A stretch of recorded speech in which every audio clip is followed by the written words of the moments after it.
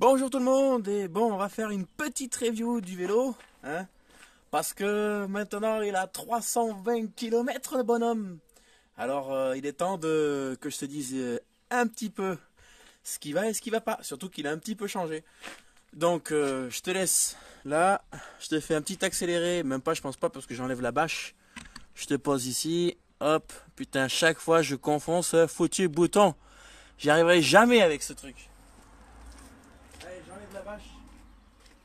Donc la bâche 20 balles. Ma foi, elle est pas mal. Vraiment pas mal. Elle se fixe bien sur le truc là. Hop.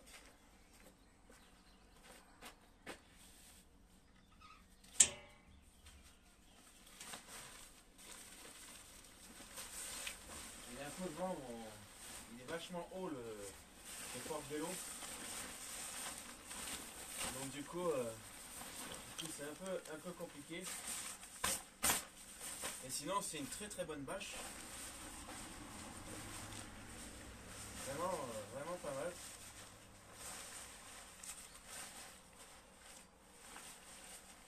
Puis bon, elle fait 3 vélos. 3 vélos et puis il y a un sac avec. Je l'ai pas là, mais bon, tu vois, ça se plie comme ça direct. Donc là, je vais enlever le vélo. Donc, ce fameux vélo, j'en suis super content. Hein. Je vais vous mettre tout les liens dans la description. J'ai mis une chaîne, en fait, c'est pour pas que le vélo bouge droite-gauche. Normalement, on est censé mettre des trucs ici, mais je les ai plus, donc et à chaque fois ça pète, donc une chaîne ça casse pas. Voilà. Hop. Et là, il faut faire attention parce qu'il est un peu lourd. Je rappelle, il fait 25 kg avec la batterie. Voilà, il n'y a pas la batterie, mais. Et voilà. Donc le vélo, il est là. Le porte-bagages, il est tellement haut que le vélo il passe dessous, quoi. Je sais pas pourquoi ils l'ont. Enfin ouais si parce qu'il y a la vitre, mais vachement. Alors, on va prendre la batterie et on va voir ça ensemble. Petite review du vélo.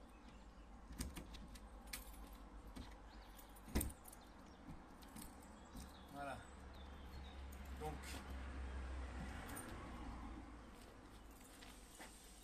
hop.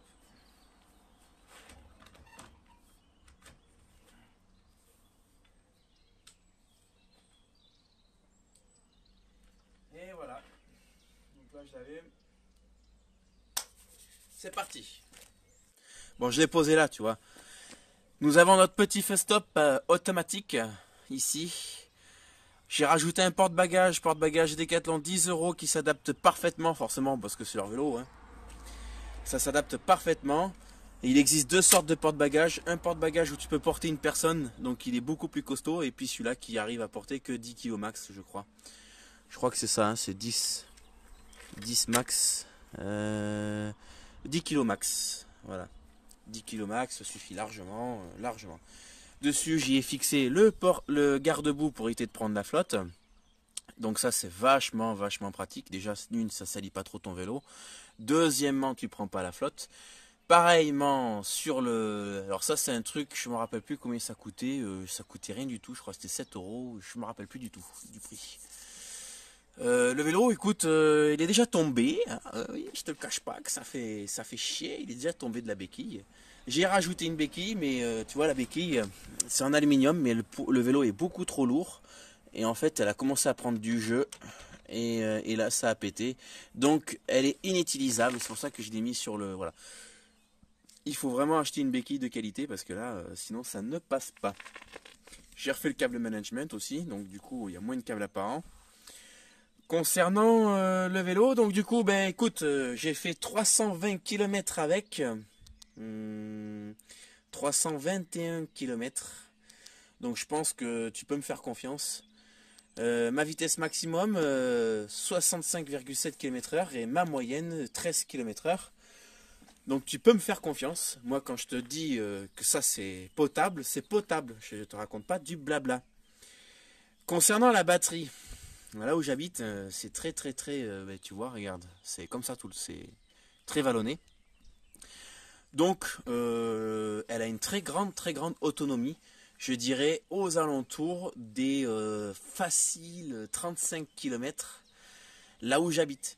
Mais j'ai déjà fait du vélo sur du plat et j'ai déjà fait 70 bornes avec, sur du plat. C'est juste que, en fait, j'ai remarqué qu'avec l'électrique, quand tu veux monter une côte, si tu es sur du plat, tu vas faire beaucoup de kilomètres et dès que tu vas franchir une côte, tu vas défoncer la batterie, il ne te restera plus grand chose. Là, c'est le confort Décathlon. Bon, il existe des tubes avec amortisseur. Prochaine chose que je change, c'est le guidon. Je vais changer le guidon, je vais mettre un guidon carbone mais plus grand, beaucoup plus long, parce qu'en fait j'ai plus de place avec le passage des vitesses et l'accélérateur. Donc voilà. J'ai eu un petit bémol par fort temps de pluie. En fait, j'avais un bouton qui restait tout le temps appuyé, notamment ce bouton là, pour que voilà. Donc là le vélo il part, tu vois. Donc ça c'est le mode piéton et en fait ça m'agaçait ce jour-là parce qu'il n'arrêtait pas de se mettre en mode piéton parce qu'il y avait de l'eau qui s'était mis dans le truc, tu vois. Alors tu vois, je suis obligé de mettre un guidon plus grand parce qu'il me manque quelques millimètres et j'ai pas le choix, il est trop petit. Donc guidon plus grand la prochaine fois. Concernant les pneus, oh, les pneus, c'est une catastrophe ces pneus, putain. Bon, je l'ai déjà dit la dernière fois, mais là, je vous le dis, c'est de la merde. Donc 300 bornes, ils sont déjà presque rincés.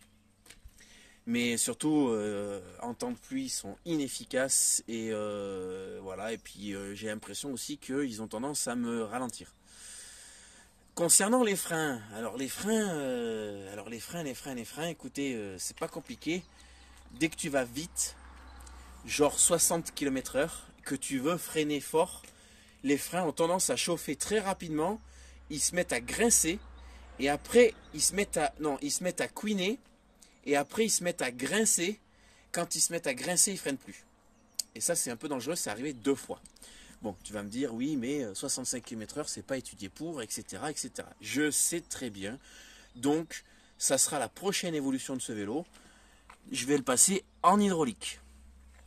Donc, ce que je vais faire, c'est en hydraulique. Donc, on aura un selle de tube ici en carbone et le guidon en carbone. C'est la seule chose que je vais faire. Et puis après, les freins en hydraulique. Parce que franchement, les freins à câble, c'est pas possible. C'est pas possible, c'est vraiment casse-gueule un petit peu. Concernant le moteur, écoute, le moteur, 320 km effectués, du couple, la côte, ce que tu veux, ça envoie du lourd. Mais c'est impressionnant, c'est vraiment... Alors par contre, quand tu tombes en panne de batterie, alors là, tu fais du cardio. Parce que porter 25 kg de masse, c'est énorme. Tu as l'impression que, je sais pas, c'est chaud. C'est vraiment, voilà, tu t'habitues en fait à un confort et d'un coup le confort tu le perds.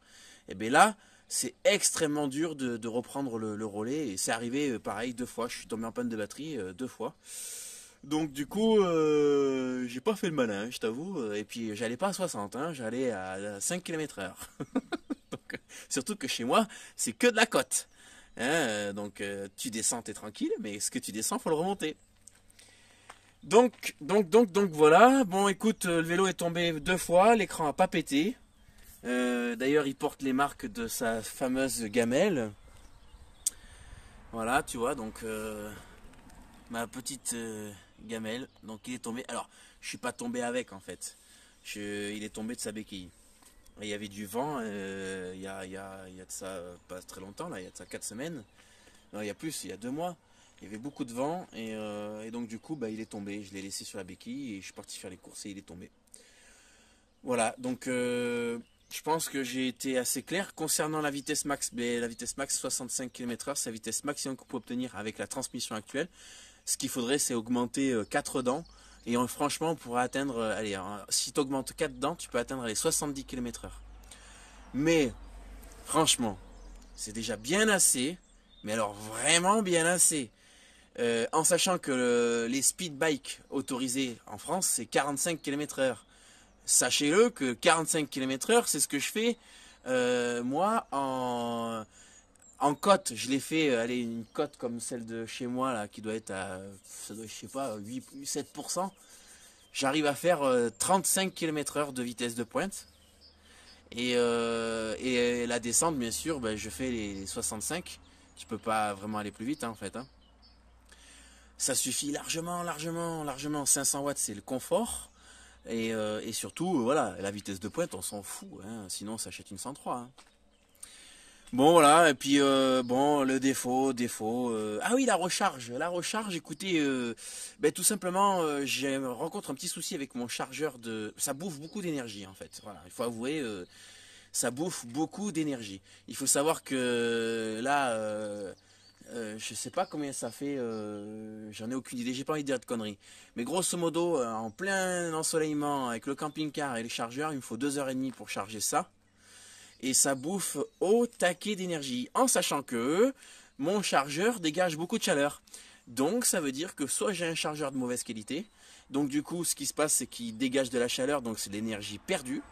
Hein, c'est l'effet Joule, on appelle ça. Donc tout simplement, la chaleur dégagée, c'est de la chaleur qui n'est pas dans la batterie. Enfin, c'est de l'énergie qui a été consommée pour faire de la chaleur, et c'est de l'énergie qui ne se retrouve pas dans ma batterie.